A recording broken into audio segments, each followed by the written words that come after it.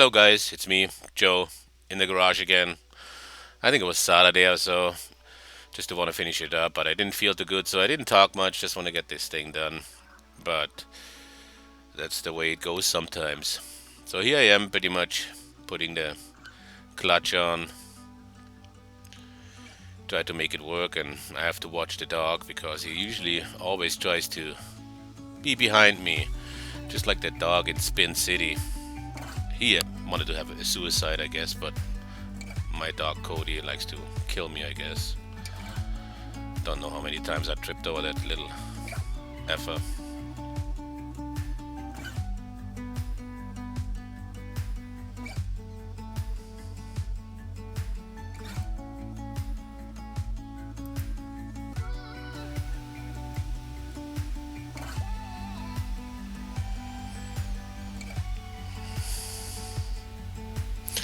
Yeah, now I have to torque the bolts here.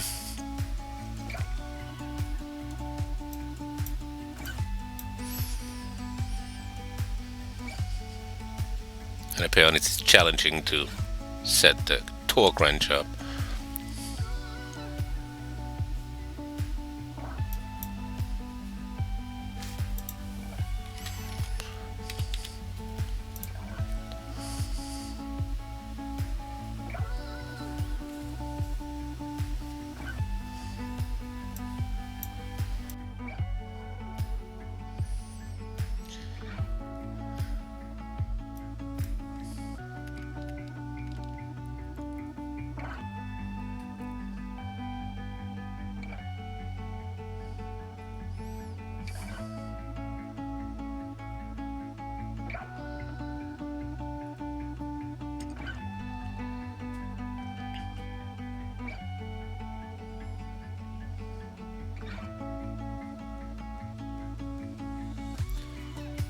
So I only pre-torque it right now, and then I apply the torque later.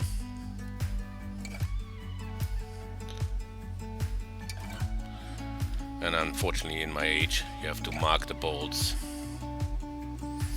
Otherwise, I would forget where I was actually torquing before. It's like every good Japanese machine. They mark pretty much every bolt, so they don't forget or make a mistake.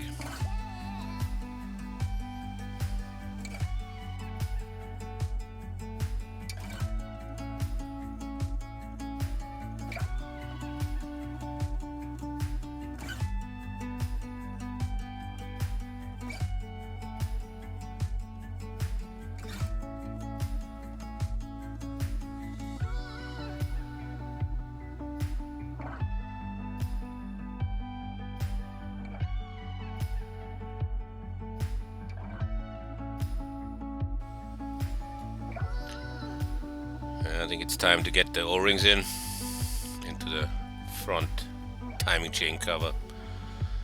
And I always put a little grease in the assembly loop so they don't fall down when I'm rocking the boat here.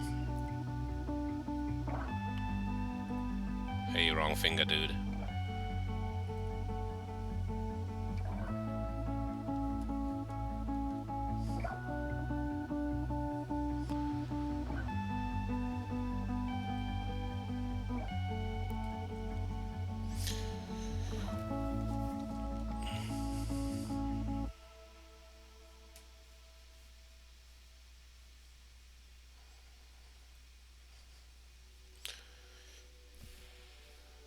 And I think I definitely made a crucial mistake here.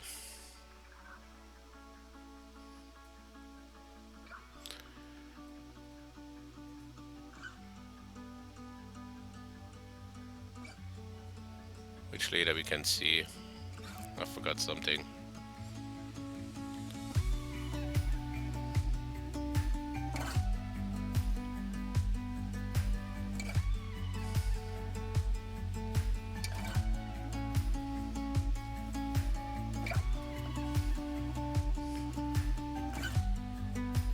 Oh, I guess I have an attention span like an ant here. Now I start cleaning. Shouldn't I put the cover on?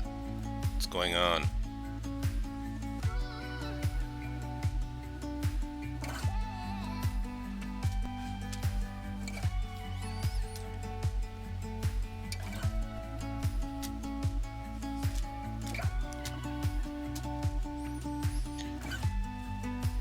So now we have to put the RTV seal on.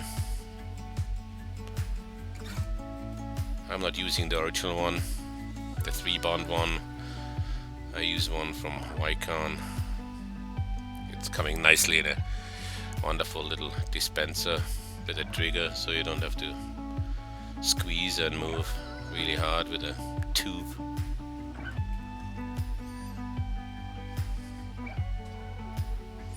Yeah, and the instructions are pretty complicated. I think that's probably more for a robot than a human being.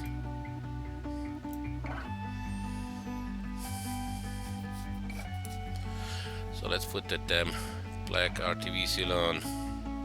But, like always, clean up first, so it sticks.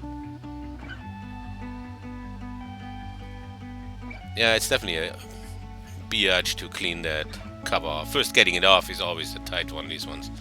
They stick on like there's no tomorrow. It's just like the transmission. You hardly can get that off from factory. And then you have to clean it up. I used a nylon brush on a tool to get it all off, and then I washed it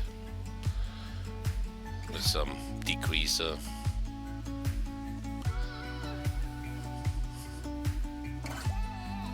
It's just unfortunate I had to do it twice because I forgot something.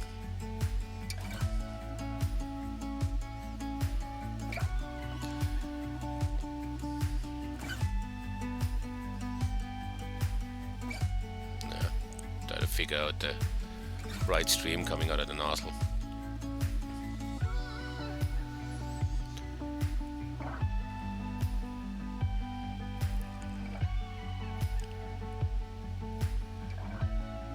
Yeah, that's fun.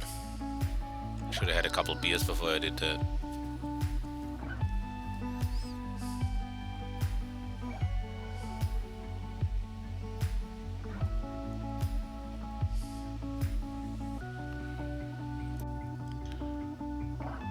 I'll speed that up a little bit. Don't want anybody falling asleep here.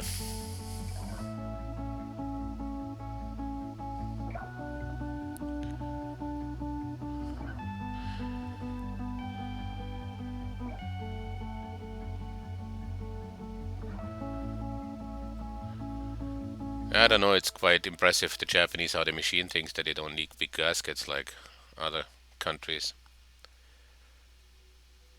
Makes it a lot easier with a gasket, but I guess RTV sealer has to be sold as well.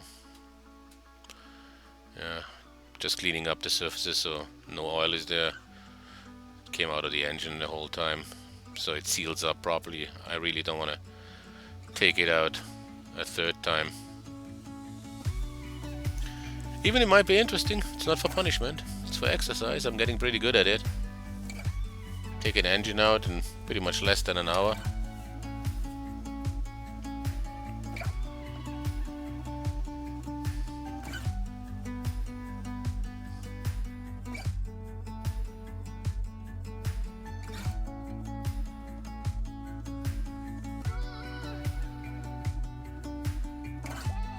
Good old star socket for the reluctor wheels.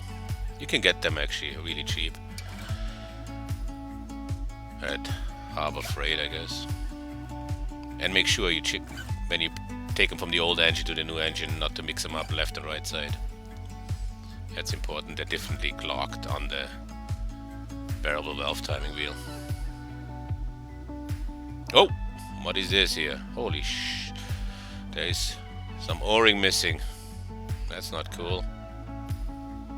Now let's put it together so you can take it apart later again. It's not for punishment, it's only for exercise.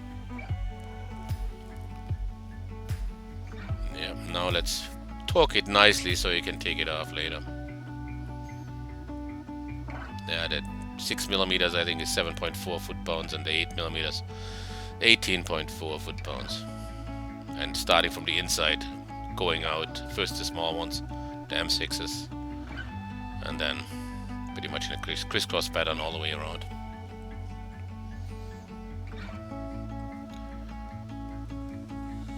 I guess it's a lot faster in the assembly line with a machine doing that.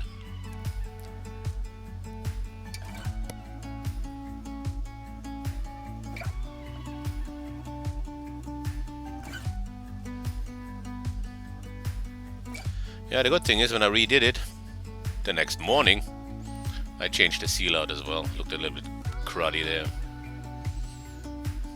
Yeah, I woke up in the middle of the night and I thought, hey, something was wrong. It's always like that, and then it dawned on me, oh my gosh, I forgot an O-ring. There was only put 2 small ones in there instead of 3. A good thing is the RTV sealer was not hardened 100%, so it was fairly easy to do, but definitely pain in the behind.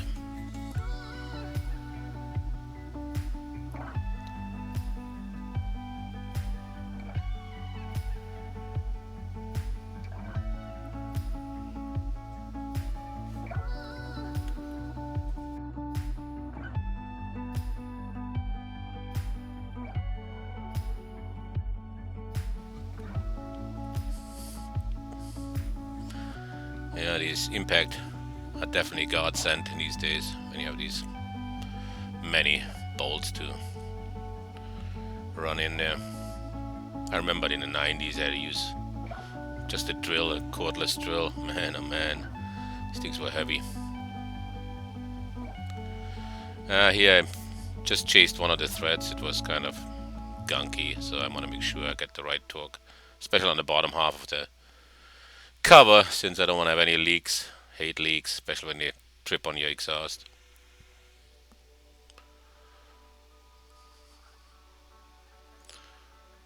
And everything is metric fine most of the time, except these ones. I think they're standard, but the 10mm are all 1.25 pitch.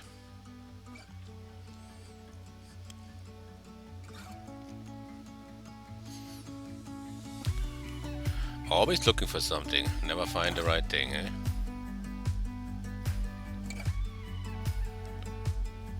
I don't tighten them with the impact, I just snug them up a little.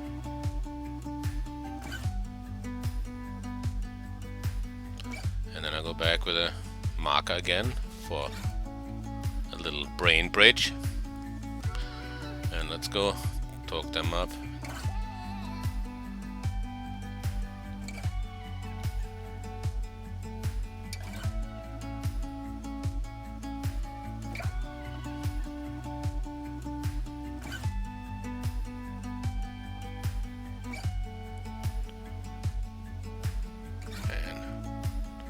Kind of funny when you do it, it doesn't look so tight, but when you look at it in the video, it looks like I want to freaking strip the bolts out.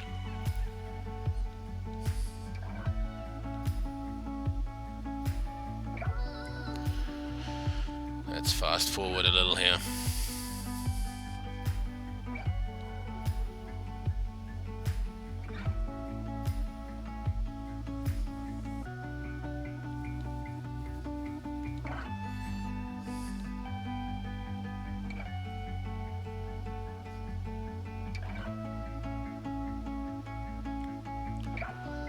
Yeah, now I put a little block in the back to lock in the crankshaft.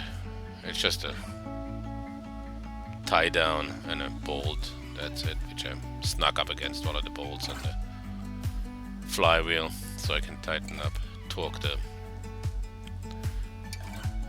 flywheel pulley. Yeah, I thought it was a little bit tighter. 44 foot-pounds doesn't seem really tight.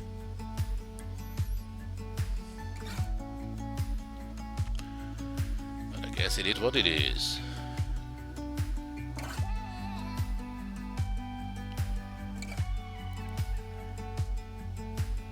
Oh yeah, man, stripping the bolt just about.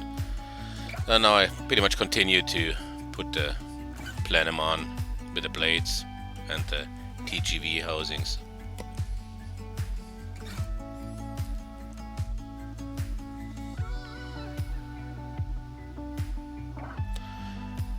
It's pretty easy.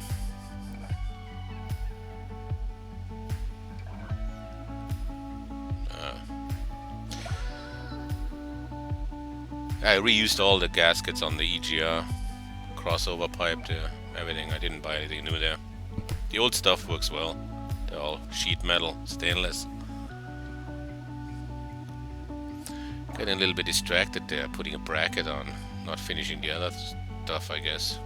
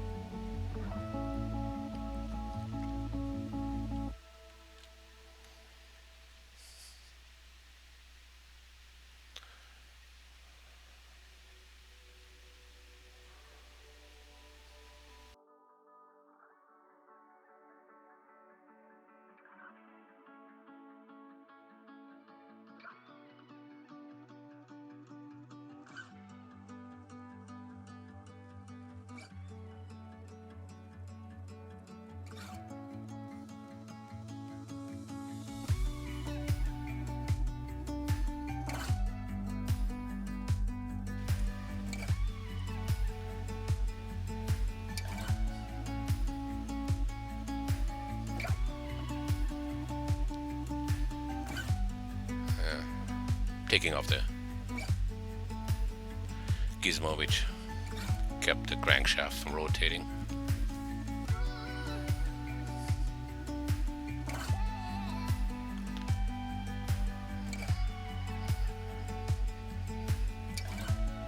Yeah, let's tighten the coils. Make sure I don't forget that.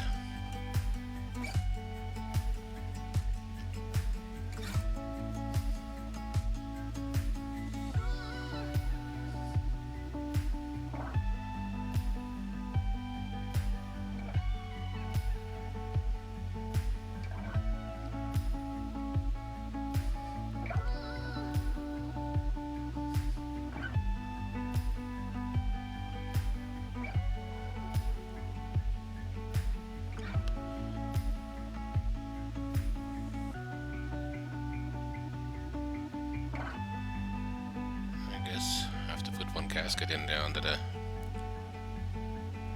TGV valve.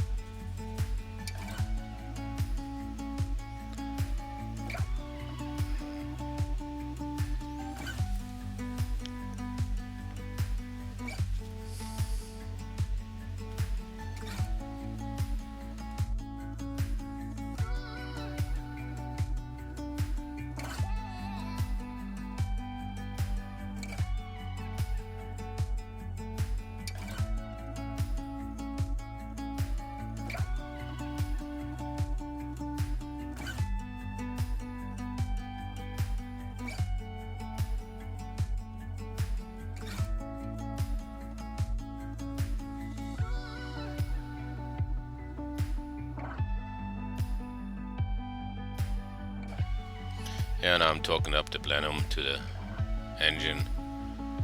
And then comes the fun part, putting the fuel lines back on. They're kind of a pain in the behind to put on because they're stiff. And now they have to go a little bit lower down, I guess, because of the height of the adapter blade. And the rest is fairly easy. Just don't use your fingers to try to put one of these clamps on. They hurt.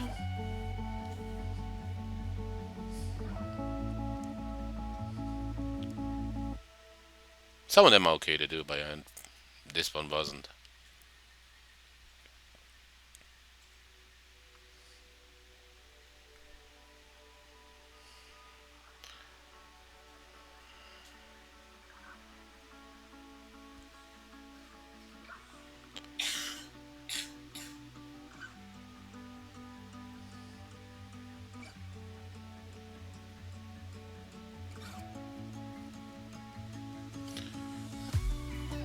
See if everything fits there.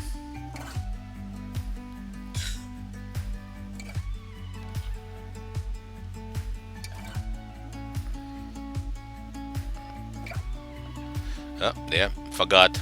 Figured it out. Need to put the EGR pipe in there. It's a little bit of a hassle to get in, but it's easier outside of the engine than when it's inside. I can tell you that.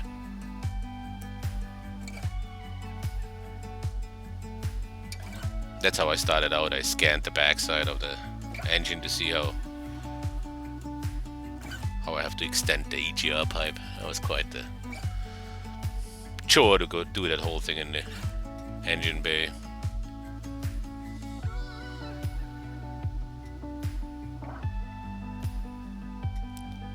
Live and learn.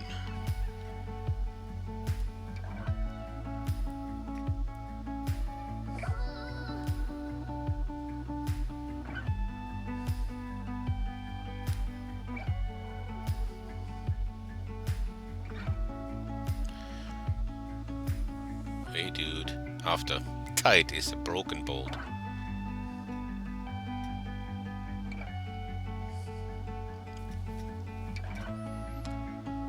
Here we go again, looking for the right nut.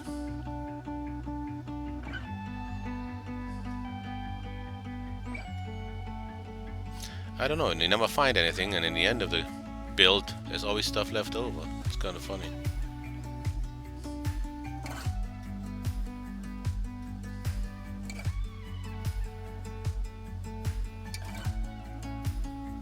It's tight, dude. It's tight.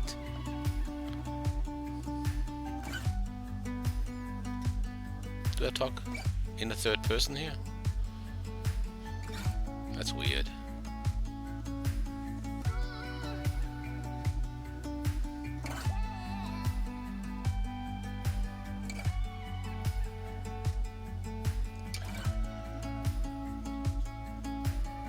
There's not much left anymore, just a couple peripherals and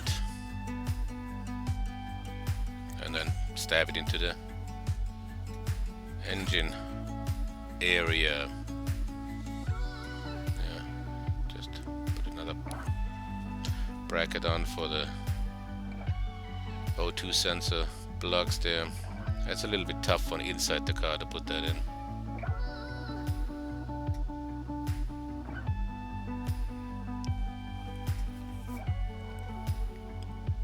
Apparently it's even complicated when I'm on the outside. There's a tiny bolt behind it, which is tough to get in there.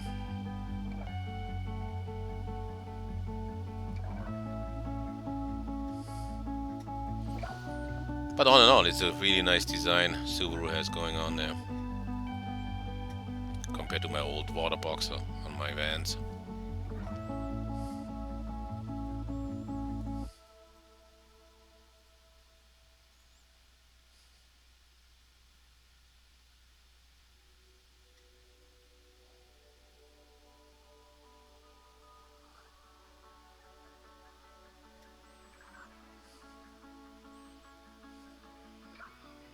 Here's Cody again, having a snooze. What a life.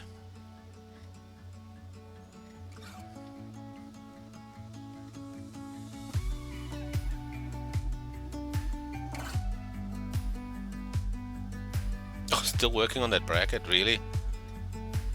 Come on, man.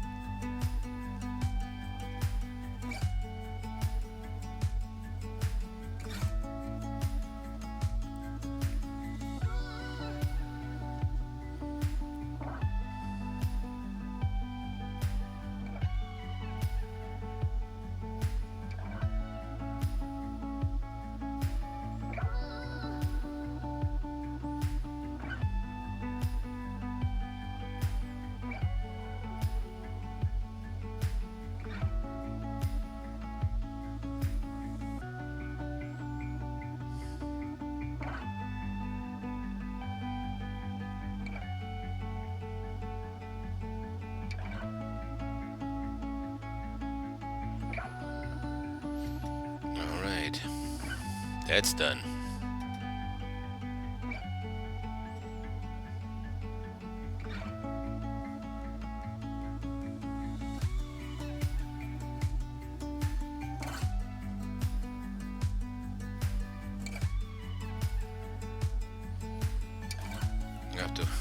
I have to put the side shields over the injection rail. These ones have to be modified too if you use a blade here. You can see they're a little bit lower now, 15mm, so the little tabs will grab into the plenum there. They don't fit anymore. And I probably could come up with something to put it on top of it, but I don't really care on this one. Just cut them off. Good enough. As you can see, here's the original one. Tabs are gone. It doesn't make a difference at all.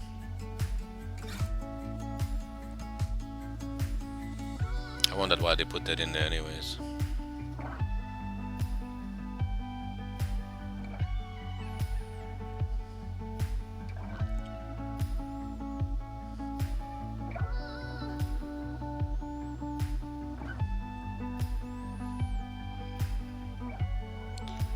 Plug it in the right spot and it's ready to rock and roll.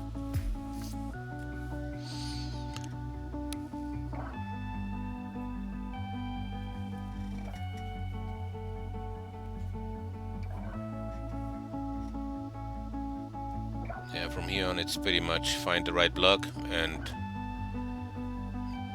make it a little neat looking with some zip ties.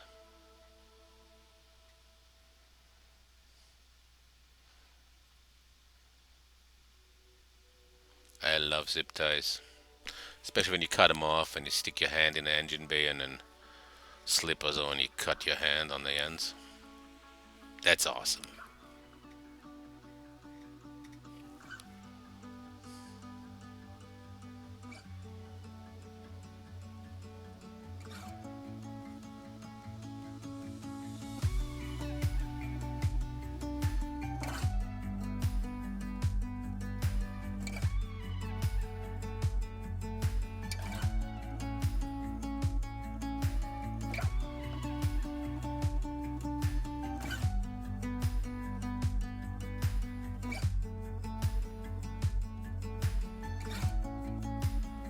Back on, and then I put the motor in the car and fill it with fluid up and drive it around.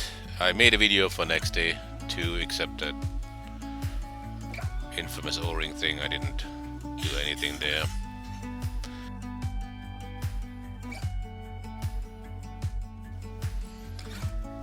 Yeah, I think I just put a couple more zip ties on it to make sure next time when I put the engine in the car I can cut myself a little bit better, and a little bit loose ends like the oil pressure and temperature sensors, plus the little rubber condom over top of it. And that's pretty much it for that day on the build. Next day I come back and like I said, I figured out the O-ring was missing, so I did that quick again, redid the front cover, and then I think the lady of the house made a video of me putting it in, and I don't know if anybody want to see it or not, but maybe I put it out how I put it in. And I drove the car till I made this video, or till I pretty much voiced it over, which is weird anyways to do, but nevertheless I drove that car 500 miles so far, and so far no problems, runs good. Even it was really cold here, minus 20 or so one time. It started right up in the morning, no problem. And I changed the oil again, and I hope that's pretty much the end of that engine in and out business here, because I have other things to do, can't waste my time with that. But I'm like the Forester, I don't know why, it's a good car, did a lot of good work for me. It's a nice little workhorse.